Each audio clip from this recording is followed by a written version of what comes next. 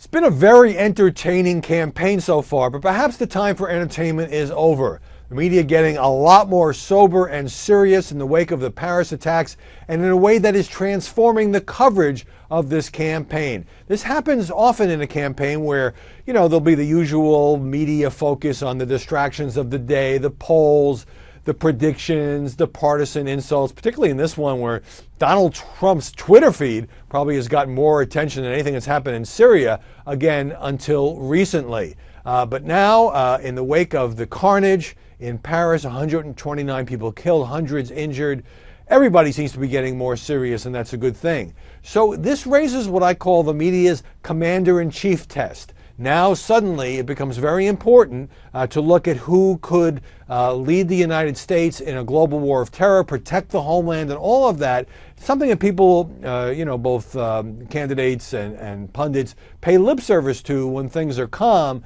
but it really becomes a front burner concern when we have a tragedy like we did in France, like we have in France.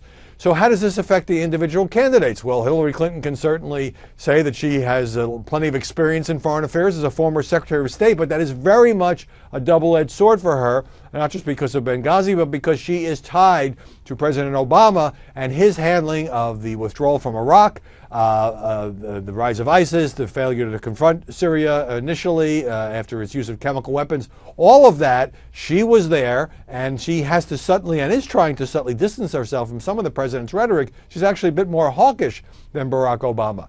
Now, on the Republican side, it's been a great year to have no political experience at all because people are so angry at the political system and at Washington. So Donald Trump can say, look, I've been out there saying we should bomb the blank out of ISIS and that we shouldn't accept any Syrian refugees in this country because of fears of terrorism. So that will attract a lot of people.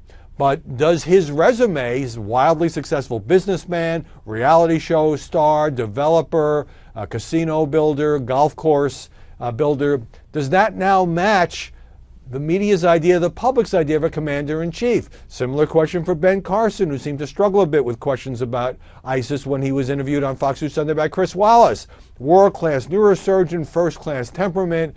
Does he have the depth of knowledge and the leadership skills to protect the United States and to adopt a strategy that will not just degrade but destroy ISIS?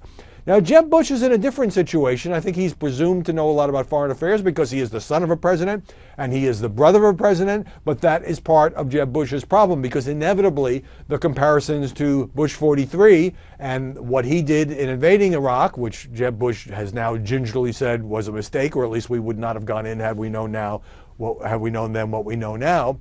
Those comparisons are going to come up every time that he addresses it. He has been out there aggressively criticizing President Obama and his lack of leadership, but is Jeb Bush the right messenger on how to deal with the Middle East given his last name? Every single candidate now has to face this test. The media finally getting serious about it. I don't know how long this will last, but it has injected a note of gravity and of seriousness and finally put foreign policy and terror back on the front burner for the media's coverage where it should have been all along.